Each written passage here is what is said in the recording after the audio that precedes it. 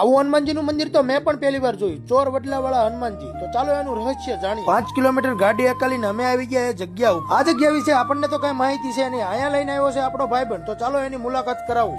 રામ રામ ને સીતારામ બધા મિત્રોને. મારું નામ અજય છે, મારું ગામ હેંજળ છે. હેંજળ થી 2 કિલોમીટર આખું હનુમાનજીનું મંદિર છે. ત્યાં હું મિત્રને લઈને આવ્યો છું. હાલો હું તમને એ હનુમાનજીનું મંદિર બતાવું.